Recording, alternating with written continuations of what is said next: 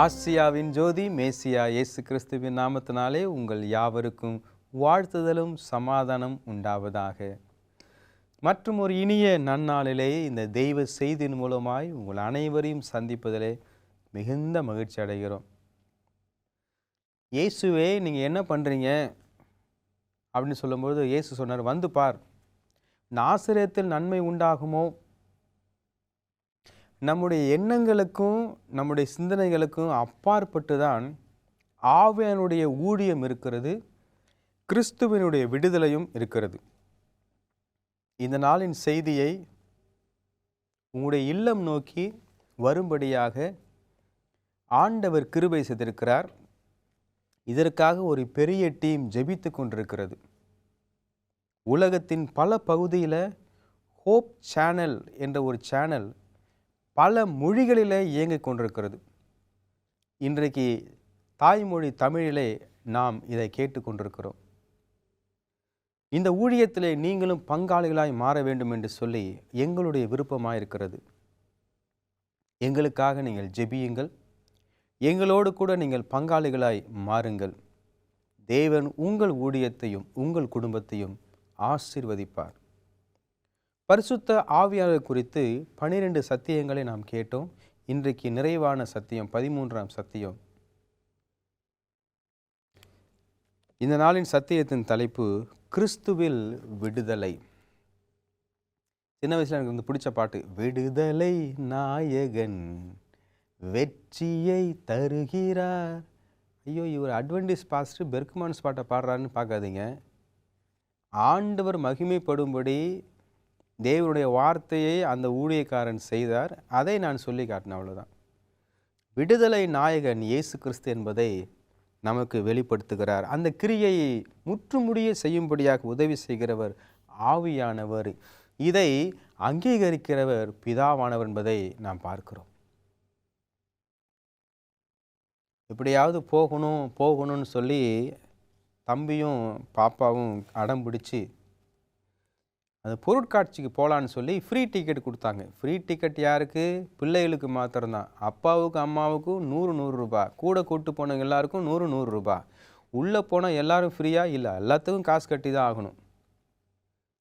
சரி, பிள்ளைங்க கேட்டுட்டாங்களே, இந்த ஊர் 7 அதிசயத்தில் ஒரு அதிசயம்னு சொல்லி ஒரு பாஸ்டர் வேறு சொல்லி அனுப்புனார் வேலூருக்கு போகும்போது. இப்போ இந்த 7 அதிசயத்தில் இது ஒரு அதிசயம். ஒவ்வொன்றா நெகட்டிவான அதிசயம் தான் அங்கே இருக்குது. நான் அங்கே போனேன். ஒரு பூத்தில் குரான் இலவசன்னு போட்டிருந்தாங்க. பொதுவாக ஊழியம் செய்கிறவர்கள் கிறிஸ்தவர்கள் தானே. இன்றைக்கி என்ன ஊழியம் செய்கிறவர்கள் இஸ்லாம் எல்லாம் மாறிட்டாங்களே. இஸ்லாம் புத்தகத்தை, அந்த பைபிளை, அந்த குரானை வந்து மொழிபெயர்க்க மாட்டாங்களே, மொழிபெயர்த்தா அதனுடைய மகிமை குறைஞ்சுன்னு நினைப்பாங்களேன்னு சொல்லி ரொம்ப ஆர்வமாக இருந்துச்சு. நானும் இஸ்லாம் மாதிரி தாடி வச்சுருந்ததால் எங்கள் அப்பாவை நான் அப்பப்போ மிஸ் பண்ணுவேன். அவர் ஒரு 15 வயசு இருக்கும்போது இந்துவாக இருந்தார். பாம்பேக்கு போனார். அப்புறம் அங்கே லாரி டிரைவர் ஆகி, ட்ரக் டிரைவர் ஆகி, அப்புறம் பார்சல் சர்வீஸ்லாம் இருந்து 15 வருஷம் இஸ்லாமில் போயிட்டார். விருத்த சேதனமும் பண்ணிட்டாங்க. அதனால் எனக்கும் பண்ணிட்டாங்க. என்ன பாஸ் இதெல்லாம் போய் சொல்லிட்டு இருக்கீங்க? இன்றைக்கி செய்தி அப்படி தான் இருக்குது பாருங்கள். அவர் வளர்ந்து அப்புறம் வந்து திருப்பி கல்யாணம் பண்ணி அப்புறம் சபைக்குள்ளாக வந்து அப்புறம் கிறிஸ்துவர்களாய் 7 குழந்தையில் 3 குழந்தை இறந்து போன பிறகு பாஸ்டர் ஆஹாப் டேனியல் மூலமாக நாங்கள் திருச்சபைக்குள்ளாய் வந்து முதல் அட்வென்டிஸ்டாக நாங்கள் மாறுகிறோம். எங்களுக்காகவே பண்ருட்டியில் ஒரு பள்ளிக்கூடத்தை ஆரம்பித்து அதில் 7 ஸ்டூடெண்ட்ஸில் 7ஆவது ஸ்டூடெண்ட்டாக எங்கள் அக்காவையும் சேர்த்து அங்கேயே வேலை செஞ்சு படித்து இப்போ வந்து உங்கள்கிட்ட பேசிகிட்டு இருக்கிறோம். டாக்டரேட்டும் முடித்தாச்சு. ஆனால் ஒன்று மாறாது, இயேசு கிறிஸ்து நேற்றும் இன்றும் என்றும் மாறாதவர். அந்த இயேசு கிறிஸ்து தான் விடுதலை நாயகன். எங்களுடைய வாழ்க்கையை நீங்கள் கேட்டுட்டீங்க. இயேசுவானவர் எங்களுடைய வாழ்க்கையை இப்படி தான் மாற்றினார். உங்களுடைய வாழ்க்கையை மாற்றுவார். நான் எங்கே போனாலும் சொல்லுவேன், நாங்கள் கிறிஸ்டியன் ஆனதுக்கு காரணம், அட்வென்டிஸ்ட் ஆனதுக்கு காரணம் பாஸ்டர் ஆஹாப் டேனியல். அவரை ஆவியானவர் பயன்படுத்தி எங்கள் வீட்டுக்கு வந்து எங்களுக்கு சத்தியத்தை சொல்லி எங்களை கிறிஸ்டியனாக மாற்றி அட்வென்டிஸ்டாக மாற்றி இன்றைக்கி அந்த குடும்பத்தில் ஒரு போதகராக எனக்கு கொண்டு வந்திருக்கிறான்னா இது ஆவியானுடைய கிரியை மாத்திரமே என்பதை நான் உணர்ந்து கொண்டுகிறேன். இன்றைக்கி இந்த சத்தியத்தை உலகத்தின் பல பகுதியில் நீங்கள் கேட்டுக்கொண்டிருப்பீங்க. உங்களை நான் பார்த்ததே இருக்க மாட்டேன், ஆனால் நான் சொல்கிறது உண்மை. ஏன்னா இது என்னுடைய வாழ்க்கையில் நடந்துச்சு. எத்தனையோ முறை தண்ணியில் வந்து அடித்து தண்ணி ஒன்றும் இல்லாமல் போய் வீடெல்லாம் நாசமாகி, மேட்டூர் டேம் திறக்கும் போதெல்லாம் இலுப்புத்தோப்பில் தண்ணி வந்து அந்த புளிய மரத்துக்கு அடியில் ஹைட்டில் தண்ணி போகும். எஸ்டி மோகன், ஆர் சாமியெல்லாம் கேட்டு பாருங்கள், ராய் சாரை கேட்டு பாருங்கள், புகழேந்தியை கேட்டு பாருங்கள். இவங்க எல்லாருமே எங்களை வந்து காப்பாற்ற வந்தவங்க.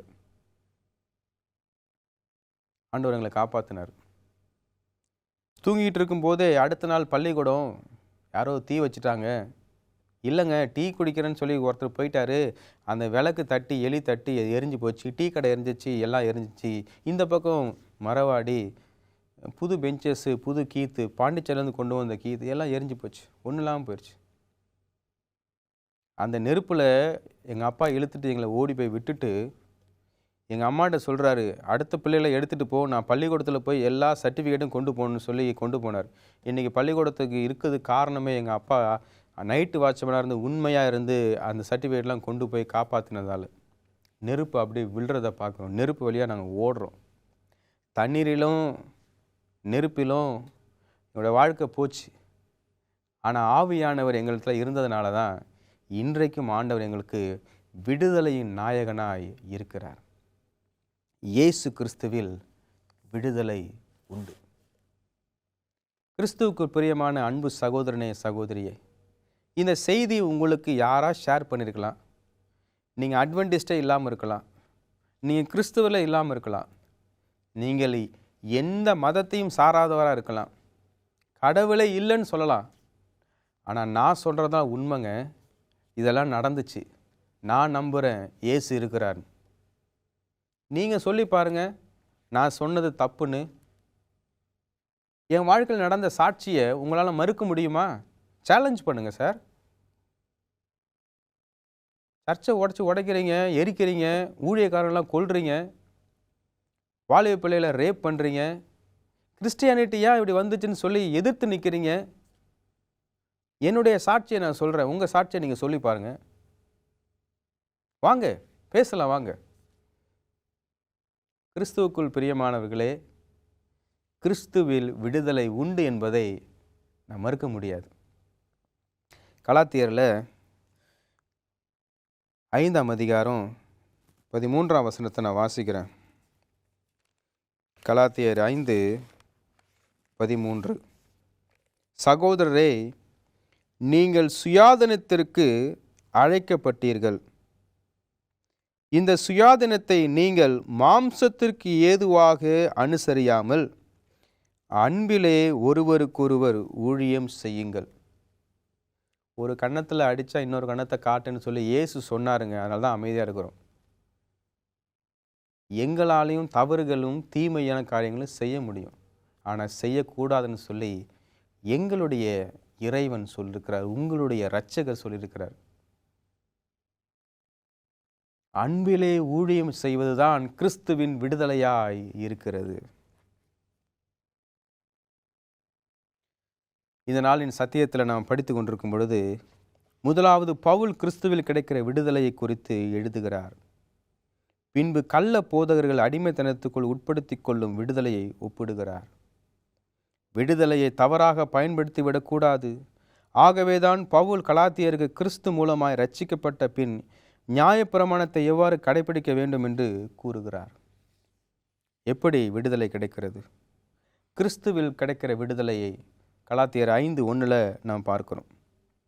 விடுதலையும் உட்புகுதலும் என்பதை குறித்து கலாத்தியர் 5:2-12 வாசிக்கிறோம். விடுதலையும் காம வெறியும் சொல்லி கலாத்தியர் 5:13 வாசிக்கிறோம். விடுதலையும் நியாயப்பிரமாணம் குறித்து கலாத்தியர் 5:14-15 நாம் வாசிக்கிறோம். கிறிஸ்துவில் கிடைக்கிற விடுதலை.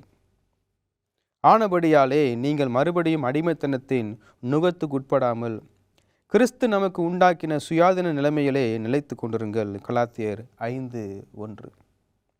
கிறிஸ்துவின் மூலம் எவைகளிலிருந்து விடுதலை பெற்றிருக்கிறோம்?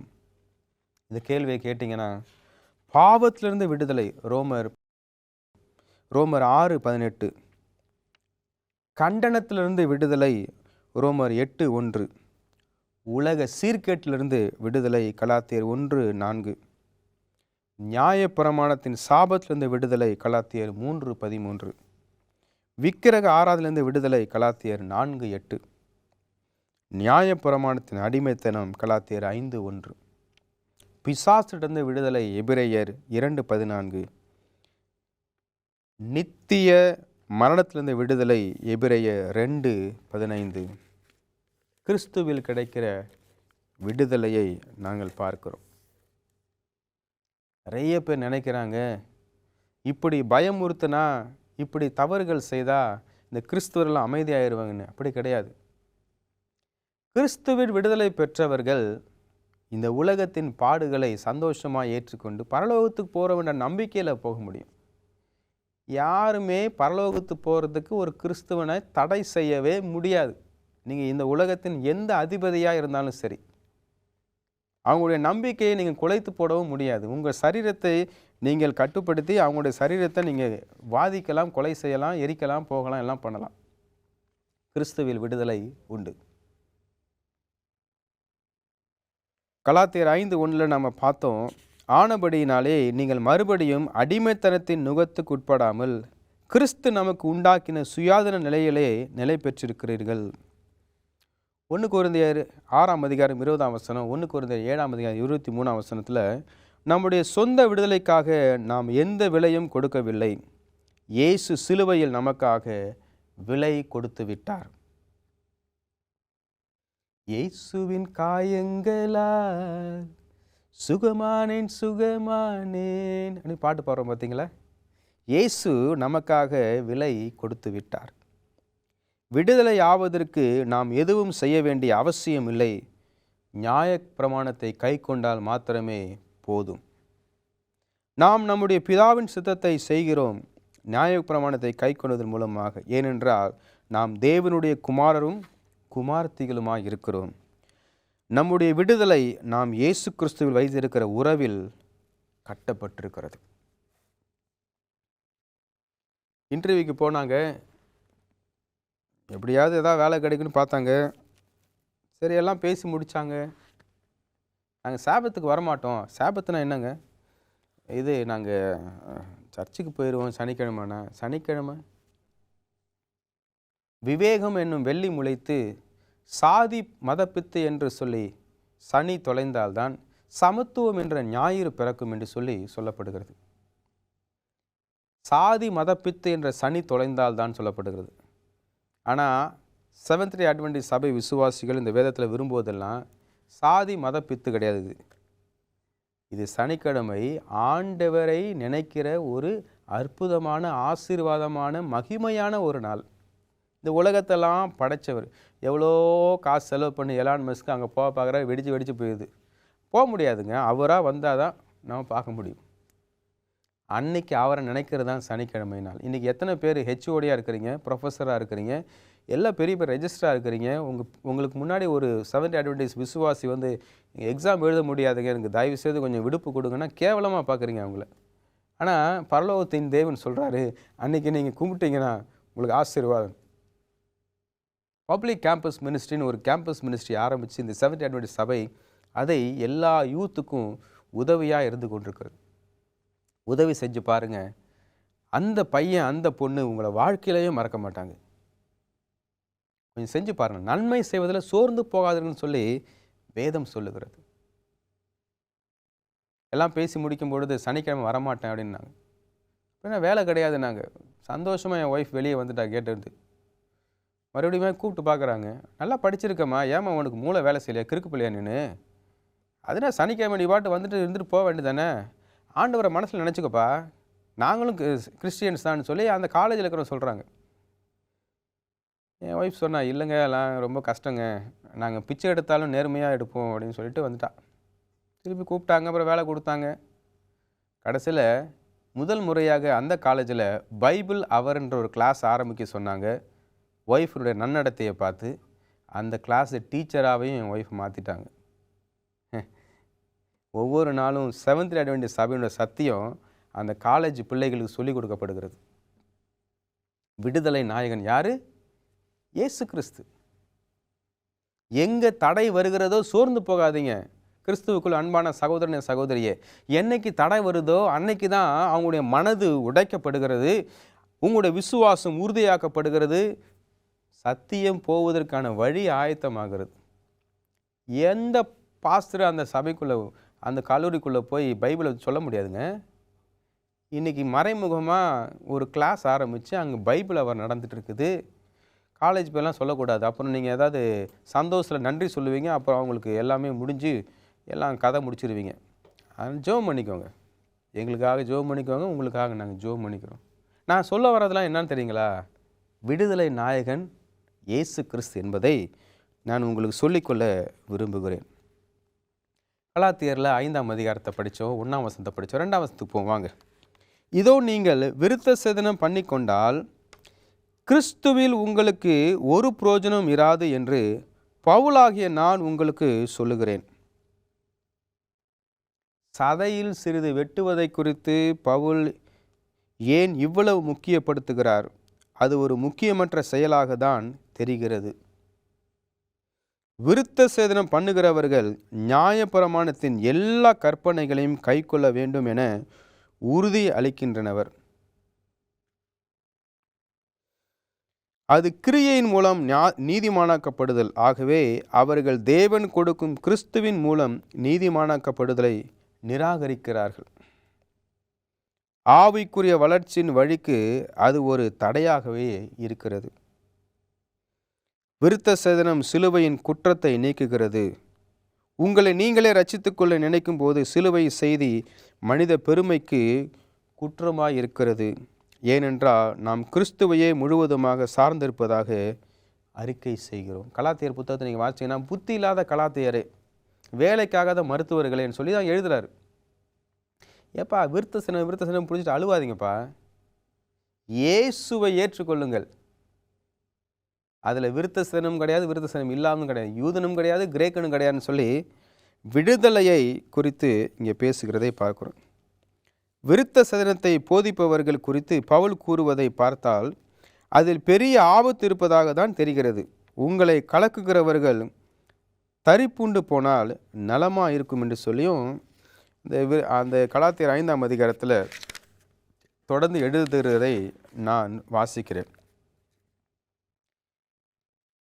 விடுதலையும் காம வெறியும். கலாத்தியர் 5ஆம் அதிகாரம் 13ஆம் வசனம். சகோதரரே, நீங்கள் சுயாதீனத்துக்கு அழைக்கப்பட்டீர்கள். இந்த சுயாதீனத்தை நீங்கள் மாம்சத்துக்கு ஏதுவாக அனுசரியாமல் அன்பினாலே ஒருவருக்கொருவர் ஊழியம் செய்யுங்கள். நம்முடைய கிரியையினாலே நாம் ரட்சிக்கப்படவில்லை என்றால் நாம் எவ்வாறு வாழ வேண்டும்? நாம் நியாயப்பிரமாணத்தையும் சட்டத்திட்டங்களையும் புறக்கணிக்க வேண்டுமா? நாம் தெரிந்தே பாவத்திலே வாழ்ந்தால் எப்படியானாலும் ரட்சிக்கப்பட முடியுமா? கேள்வியை ஒன்று ஒன்றா கேட்டுகிட்டே இருக்கோம். எப்படியாலும் ரட்சிக்கப்பட முடியுமா? 1 யோவான் 3:4 இதை பார்க்குறோம்.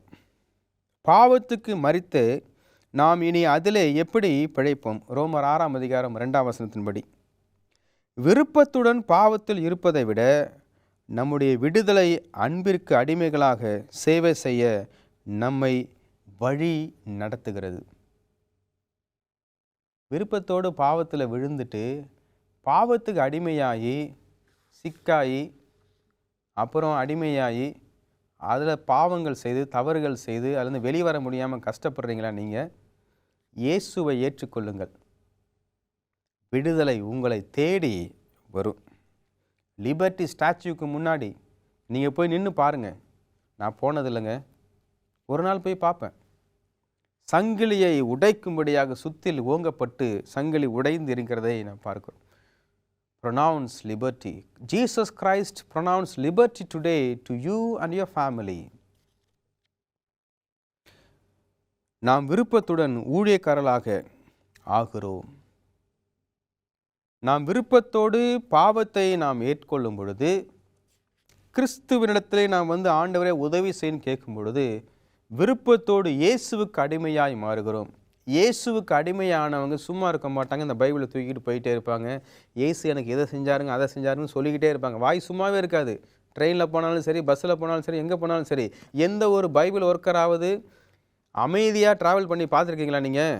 எப்படியாவது ரிவீல் பண்ணிடுவாங்க. நாங்கள் தாங்க இயேசுவை பற்றி தெரிஞ்சுக்கிறவங்க, உங்களுக்காக நாங்கள் ஜெபம் பண்ணுறோங்க அப்படின்னு சொல்லி அட்ரஸ் முதற்கொண்டு கேட்டு அவங்களுக்கு நண்பராகி அவங்களுக்கு கொடுக்குறது எல்லாம் பகிர்ந்து கொடுத்து ட்ராவல் ஃபுல்லாகவே ஹாப்பியாக இருக்கும்.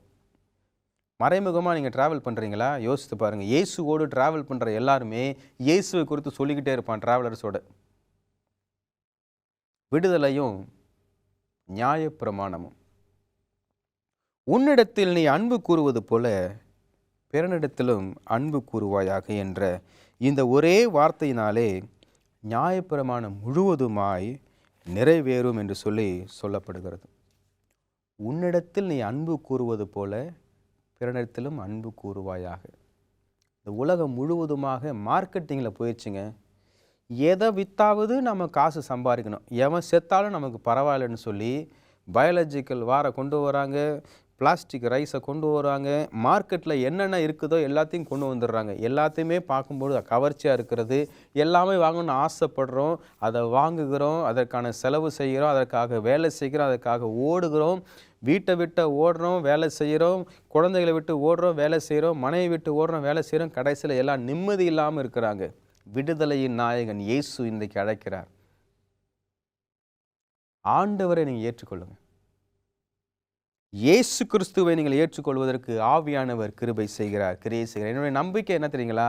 இந்த வீடியோ எத்தனை முறை யாரெல்லாம் பார்க்குறாலும் சரி, ஆவியானவர் கிரியை செய்வார், அவங்க மனசில் பேசுவார்னு சொல்லி நான் முழுமையாக நம்புகிறேன். ஏன்னா நடந்திருக்குதுங்க, அது நடக்கும்னு நான் நம்புகிறேங்க. பவுல் நாம் நியாயப்பிரமாணத்தை கைக்கொள்ள வேண்டிய அவசியமில்லை என எழுதுகிறார். ஆனாலும் இப்பொழுது அதை கைக்கொள்ள வேண்டும் என்று ஊக்குவிக்கிறார். இந்த நியாயப்பிரமாணம் என்ன? 10 கற்பனைகளை நாம் கைக்கொள்ள வேண்டும் என்று சொல்லுகிறார்.